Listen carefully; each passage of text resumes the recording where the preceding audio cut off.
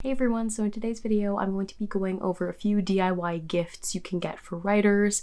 It's around the holiday season, cutting it close to Christmas for those of you who celebrate. I was away at university. As you can see, I'm back in my regular bedroom, so I didn't have time to film anything and I didn't have enough materials to show you some DIYs. So I know this is quite late, but if you're like me, you still haven't made gifts for the writers in your life. I also do this for birthdays as well. My sister is a writer, and so every single year I'm always giving her writing related gifts. I have 4 categories for this video. I have, if you're not crafty and you just want to buy something, I have light crafty, which requires minimal creativity. Then I have medium crafty, which requires a medium level of creativity. You don't have to be super creative. And then the third section is called hardcore crafty, which requires some creative skill. Number 1, let's start off with the category if you are not creative or you're not feeling like making anything and you just want to buy something. It is the 19th of December when I'm filming this. The stores ain't super crowded yet, hopefully. Number 1, I suggest book related or themed jewelry. Check Etsy or local stores if you know that they're interested in a particular theme, maybe that fits their book, or images or symbols. The second is good earbuds. So my favorite earbuds, I have them here. They're like knotted.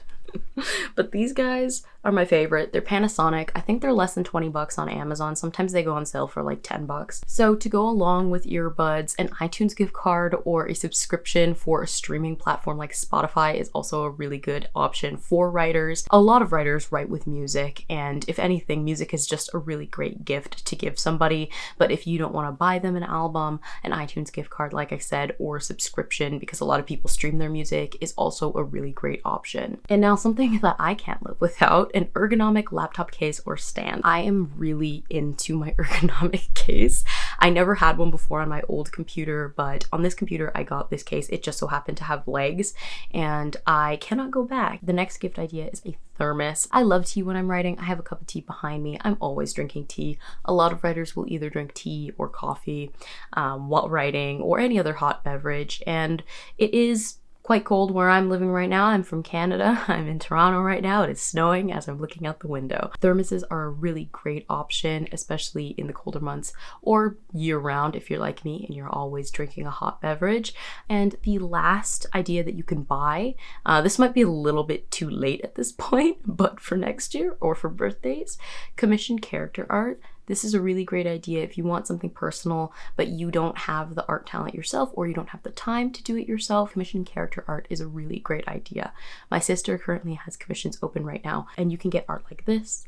A lot of writers like to see their characters come to life, and it's a great way not only to support your favorite writer, but also some of your favorite artists. So now we're moving on to the actual DIY categories for those of you who are light crafty. You might not be hardcore creative, or maybe you just don't have the time to be dishing out into a super expansive project right now, but this is a great option for those of you who still want to put a little bit of personality into your gift. So I have 3 in this category, and number 1 is character outfits. So this is a really great option for a writer in your life, especially if you know they like fashion or thrifting. This is actually a gift idea Sarah and I have been meaning to do for a few years. There are also like online versions you can do instead of actually making a physical outfit. There are a lot of spreads you can make on online sort of generators. I'll put a link below. The biggest one used to be Polyvore, but I think Polyvore shut down, so I think there's probably an alternative that I will try to find and link it in the description. The next one kind of goes hand in hand with the last character outfit idea, and this is character accessories. This is a little bit of like a smaller idea if you don't want to dish out like a whole outfit. I really like getting character related accessories for the writers in my life. I've done this for my sister a number of times. For example, in one of her books, she had like the characters had different rings, and so I found rings that matched the characters' rings, so it kind of feels cool. It's like bringing parts of your characters to life. So the last idea in this category is a playlist, and you'd be surprised by how nice playlists can make people feel. I've had a few playlists made for me, and it just feels really great that somebody took their time to like go through the music that they like and compiled something that fits the theme of your book. It's super personal. It shows that you pay attention, and this is a really great gift idea if you're low on time or you're really into music. So now let's move on to the next category, which is medium crafty. The first item in this category is Bookish teas, and this probably makes no sense, so let me explain. I did this for Sarah a few years ago, and what this consists of is you mixing custom teas together that are either related to the book project or to the characters in the book. So what I did is I went to the grocery store and I picked up 4 boxes of inexpensive teas, and I went home and I started mixing them together to create custom flavors for Sarah's characters. And another idea would be custom candles. So again, kind of similar to the teas, you can customize it to the character or the book itself. Now I might just go to the store, pick up a set of inexpensive candles, and then choose the scents that are most relevant to a particular character. So you can just get pre-made stuff and then make a nice cute little label.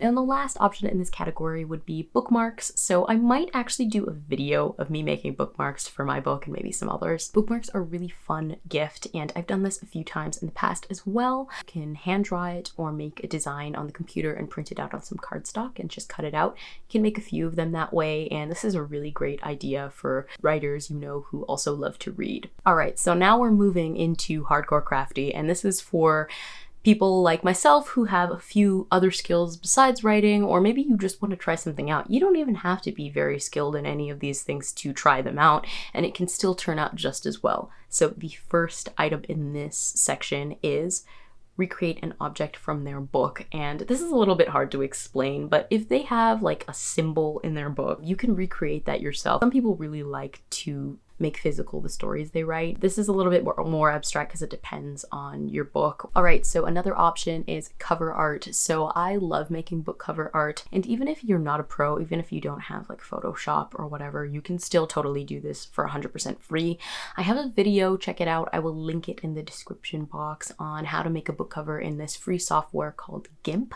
And I sort of go through like how to go about doing that. And if you want a little bit more in-depth insight on how to create designs, I have a blog post which is like crazy going around Tumblr right now. I posted it like 2.5 years ago of how to make book covers and my tips on design, and so it'll give you tips on like composition, the designs you can do, where to get images.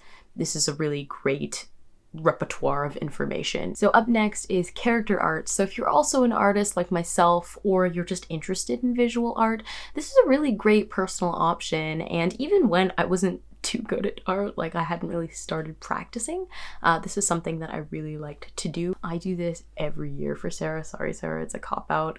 She's always gonna get character art. The last option would be like a short film or book trailer, and I've made 3 short films like successive for Sarah on our birthday. I stopped this year.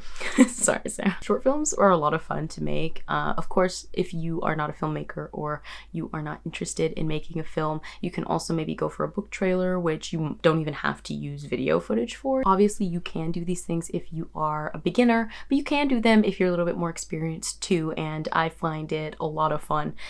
Making things when you are a beginner is probably the most fun you will have making things. I remember like the first short film I made for Sarah was the first film I'd ever made, and it was so fun to make. So you can just play around with things. You don't have to be a pro to make things, just have fun. That's gonna be it for this video. I hope that these ideas were helpful. I know this video is so late, but hopefully this helps despite that.